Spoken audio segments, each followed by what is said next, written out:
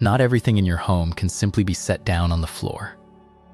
There are certain items that, just by being placed right on the ground, quietly drain away the fortune of the whole family, and very often the homeowner has no idea it is happening. In Feng Shui, the floor is where earth energy gathers, meaning the energy that rises up from the ground below. And this kind of energy tends to be cold and damp, on top of the dust that builds up there over time. So when something that ought to be kept up high and clean gets lowered down to the very lowest place in the house, it is no different from letting that cold energy from the ground grab hold of it, making it hard for that item to generate any prosperity or good luck for the family. So which items are they? There are actually quite a few, but I have picked out the 4 that come up most often, and also the 4 that are the most avoided when placed on the floor, to share with you in today's video. As you listen, take a look around your own home and see whether you have any of these sitting on the ground. Then we can adjust things together so your home stays open and airy, welcomes in good energy, and helps money flow in more easily. Now, let us get started. Number 1, wallets and handbags. These are items that I have noticed many people leave lying around anywhere, hanging them on a door, tossing them onto the bed, or setting them straight down on the floor. But that habit you think of as convenient is actually one of the reasons your money does not stay with you for long, especially when you leave a wallet on the floor, where yin energy collects, meaning that cold, dusty flow of energy.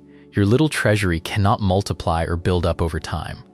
Put simply, it means you are not treating the money you worked for with respect. It is true that it is your money, and you have every right to manage it however you like. But you should still keep your wallet or the handbag that holds your money tidy, up on a table or tucked into a cabinet, so that your money takes in fresh, clean energy and then has a chance to grow. And one more thing I want to share with you is that you should also clean out your wallet regularly, throwing away all the old receipts and scraps of paper that get stuffed in there. When you keep your wallet neat, organized, and clean like that, your money can build up instead of leaking away on purchases you did not really need. Number 2, statues of gods and Buddha and Feng Shui figurines. Statues of gods, statues of Buddha, and Feng Shui figurines are items that carry spiritual meaning, which many people bring home hoping for protection and for more prosperity. But do you know where these statues should properly be placed, or are you still keeping them right down on the floor? You heard what I said earlier. The floor is usually where yin energy collects. And when that cold flow of energy seeps into the statues, the protection from the gods and Buddha may be lost, which makes it easier for friction to break out inside the home, with family members not seeing eye to eye or disagreeing on major matters. From there, money gradually flows out of the house because of poor financial decisions. So if you have statues of gods or Buddha sitting on your floor, add a shelf and set the statue on it, or place it on the altar, roughly at your eye level. Then wipe the statue clean on a regular basis so that your home can receive good fortune and protection, so the household stays warm and peaceful, and so your work goes more smoothly because of it. Number 3, fish tanks and stagnant dirty water. When it comes to water in the home, in my view, having water inside is not a bad thing at all. Quite the opposite, it brings good things. There is a line in Feng Shui I came across that goes something like this: mountains govern people and water governs wealth, meaning water can help you manage matters of money. When you have a fish tank at home with clear water and healthy fish swimming around, that is a place where prosperity is generated. But if you keep a fish tank with dirty water that has not been changed in a long time, or if water splashes out of the tank and pools on the floor day after day, the old folks would call that dead water. This kind of water brings you nothing in the way of wealth, and it also builds up a cold, damp flow of energy that chips away at the prosperity of your home.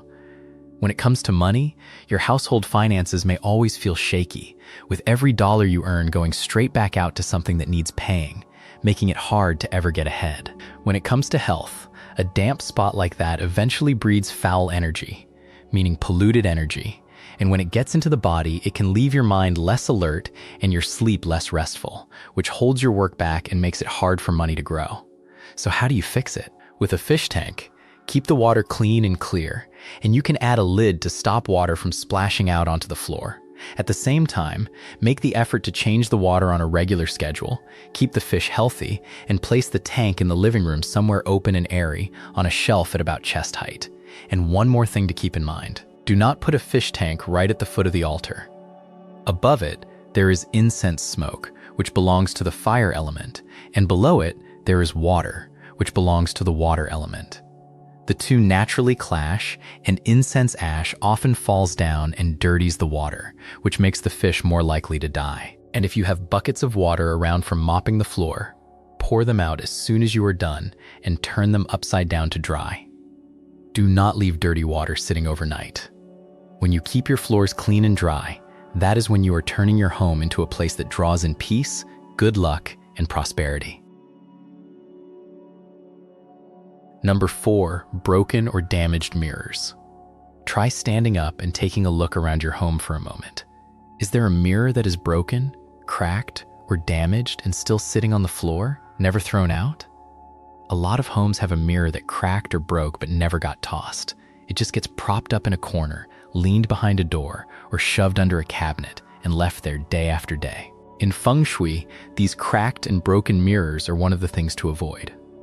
Normally, a mirror serves to reflect and circulate the energy in a home.